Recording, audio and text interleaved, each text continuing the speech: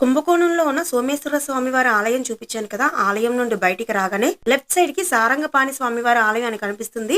ఈ సందు లోపల నుంచి కొంచెం ముందుకు వెళ్తే మీకు ఆలయం ఉంటుంది. పంచక్షేత్రాలలో అలాగే 108 దివ్య దేశాలలో ఒకటైన ఆలయం. కొంతమంది పంచరంగ క్షేత్రాలలో ఒకటైన ఆలయంగా కూడా చెబుతున్నారు.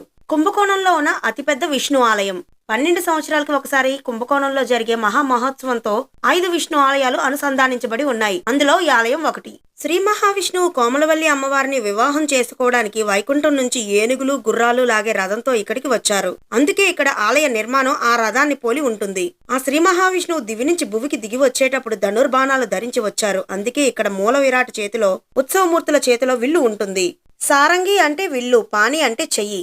అందుకే ఈ స్వామివారికి సారంగపాణి అని పేరు వచ్చింది. ఇది అమ్మవారి పుట్టినిల్లు. స్వామివారు ఇక్కడ ఇల్లరెక్కపు అల్లుడు. మొదటి పూజ ఇక్కడ అమ్మవారికి చేస్తారు. అందుకే అమ్మవారిని దర్శించిన తర్వాతే స్వామివారిని దర్శించుకోవాలి. ఉద్దాన సైన